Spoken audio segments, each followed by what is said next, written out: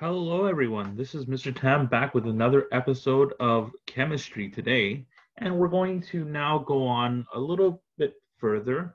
Last time we touched upon enthalpy graphs. And this time, what I'd like to do is expand on that and show you guys how to use something called bond energy to be able to estimate the enthalpy. So there's a couple of ways to estimate enthalpy. We saw one of which is using Hess's law. And we also saw that expressed when you express it as a graph. Now, this is a true estimation. Bond energy is not the most accurate method to estimate enthalpy. Hess's law is the best way, but it is an interesting concept to use when knowing the chemical formulas and knowing, of course, the amount of energy that each type of bond contains within it. So, with that being said, I want to thank first the De Montfort School in Worcestershire, UK, for this worksheet. And let's get to it. I'll provide the link in the description box below so that if you guys want to download this worksheet and try it yourself, there's an answer key at the end. And I will do the first two problems with you guys just to show you how to approach these type of problems. So first and foremost, as you see here, we're given a reaction here that says it's nitrogen plus hydrogen, and it gives us ammonia. So first things first, we're talking about nitrogen, one of the diatomic molecules, part of the I have no bright or clever friend group. Reacting with hydrogen, also another member of that group. And of course, ammonia has a molecular formula of NH3. Now, following this skeleton equation, we have to make sure that indeed this equation is balanced. So what we're going to do is we're going to take the H and we're going to multiply it by 3 here and put a 2 in front so that it is now balanced. Now, the second thing you guys have to do is draw the Lewis dot for this particular reaction. So what I mean by this is, if we throw back to Lewis dot, we really have to look at how many electrons are found on the outside, or the valence shell. And that way we can use dots to represent that shell. So nitrogen, of course, if you guys look at the periodic table, has an atomic number of 7, and therefore has 5 valence electrons. So I'm going to draw them like this so that it's easier for me in the end to end up drawing it overall. Because what ends up happening with nitrogen is that, as you guys may or may not be able to see, that they have 3 sets, essentially, of lone pair electrons. And these electrons, of course, all form up to make a bond. So in the end, what you end up getting is N triple bonded to another N. And I'm going to express it like this for the time being.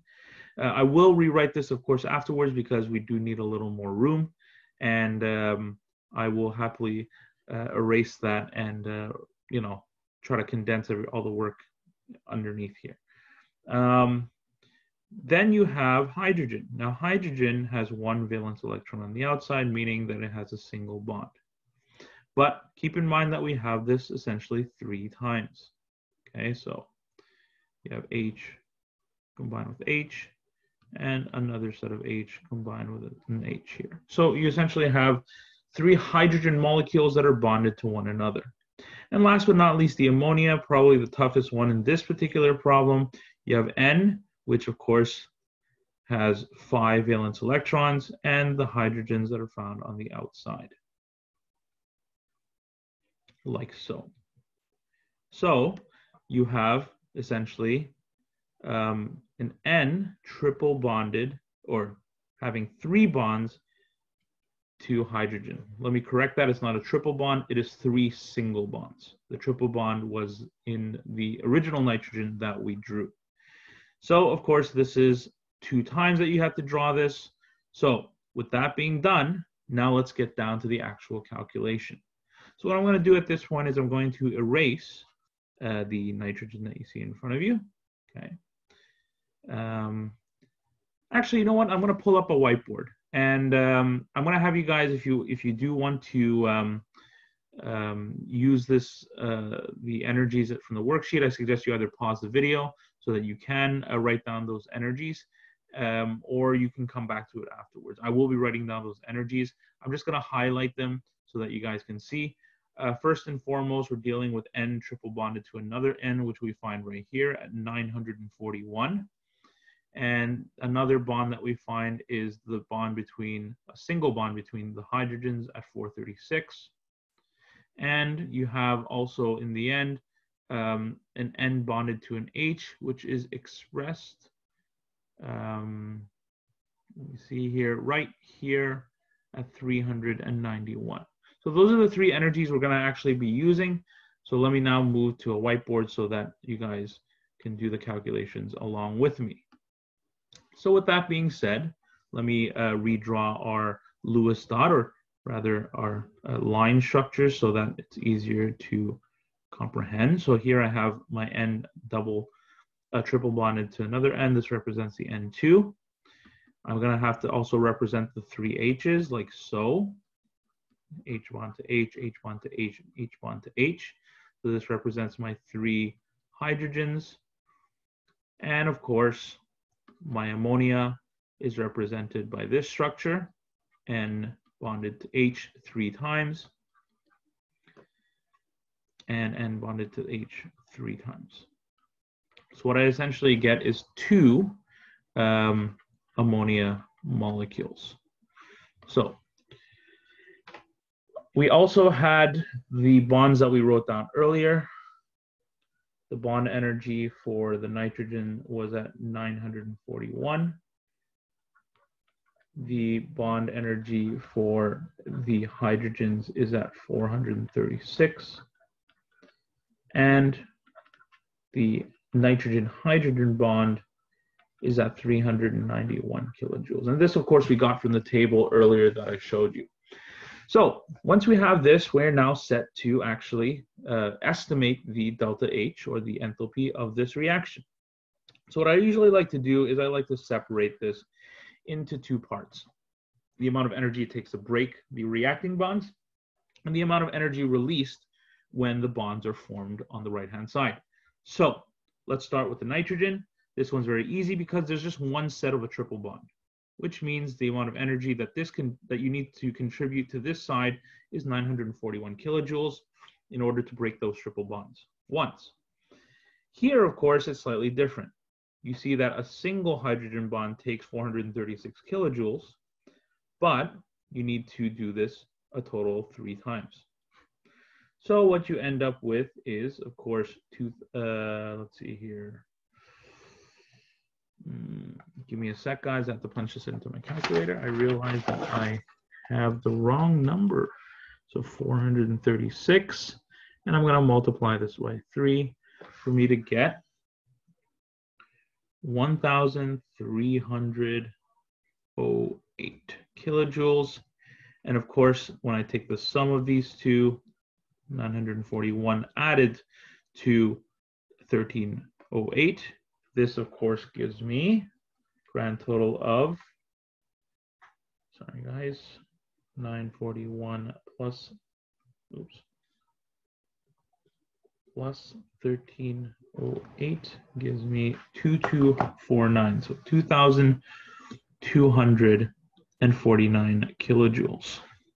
And of course, because this is the amount of energy we actually put into the reaction, this delta H right here of the reactants, or let's call it the delta H of the bonds broken, is equal to positive 2,249, the amount I put in.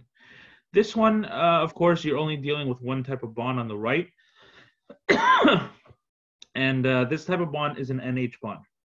Now we know NH bonds, as listed on the left side, has a bond value of 391 kilojoules. Each of these molecules contains 3 bonds within itself. So first, to figure out the number for one molecule, you multiply this by 3. But because you have 2 moles of it, you actually have to multiply this by another 2, because in total you have 6 bonds to consider when you're forming. So what ends up being is 391 times the 6, which gives me 2,346 kilojoules. Now, because this is, you're always kind of comparing the left to the right. In this particular case, the right, because it's forming, is releasing this much energy. So the delta H of the bonds being formed is basically 2,346, but being released by the system.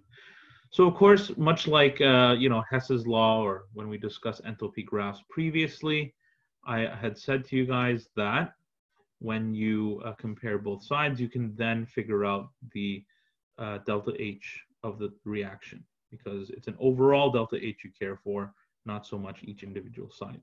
So what we're going to do is we're going to use delta H of the bonds broken, and we're going to add it to the delta H of the bonds formed. And of course, this is 2249 on the left, positive, added to a negative value of 2346 kilojoules. And the sum of these two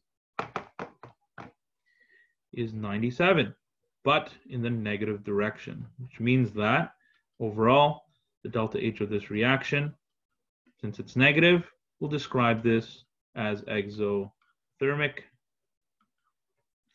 And therefore, the graph, when you're asked to basically sketch it, will end up looking something like this, where the amount of energy released is greater than that is being absorbed, and therefore an exothermic reaction. So you would find your N2 here, you would add to the 3 H2s, and then you have your 2 NH3s here. So that does it for one problem. What I'm going to do is I'm going to do another with you guys to make sure that it's crystal clear. We're now going to move on to the bond energy for number 2, where you're dealing with essentially H2 plus Cl2, and that gives you 2HCl. So I would just like to draw the structures for you guys before I actually do well, actually, you know what? Before we draw the structures, let's find the energies that are involved. So hydrogen has a hydrogen-hydrogen bond, which we dealt with earlier. The Cl is a chlorine-chlorine bond, which we can actually find right here, 242. And when we look for the HCl, the H is being bonded to the Cl, which means that you're dealing with 431. So those are my 3 bonds that I need. And if you guys want to take a moment to screenshot that or to pause the video so that you can write those numbers down, we can then proceed to actually solving the question. So let's bring our whiteboard back up. We're going to clear this. Now we have H2 reacting with chlorine gas, and that gives us 2HCl. And when you go to draw this, of course, it just becomes the 2 hydrogens like this that share a bond, which means there's a single bond between them. And then the chlorine, having 7 on the outside, will also want to share and therefore have a single bond. So this right here will end up looking like this, essentially Cl bonded to a Cl, and here H bonded to an H. So that's very easy to deal with. And this, of course, yields HCl, which is just that hydrogen that wants to give off its electron to chlorine. And therefore, you end up with something that looks like this. So this happens twice, of course. I'm not going to redraw that. I'm just going to take these 2 as the ones that I need. Let me just double check the numbers here for the amount of energy between a chlorine-chlorine bond. Write that down. Oh, we can now go back to solving this equation. Separate it into 2 sides, of course, as we have always done. And this, of course, now ends up giving us 436 kilojoules for the hydrogen-hydrogen bond, and the chlorine-chlorine bond yields us 242 kilojoules. Of course, because we're inserting energy to break these, this ends up being a positive value, and overall you end up with 678 kilojoules on the left side, which represents, of course, the delta H of the bonds broken.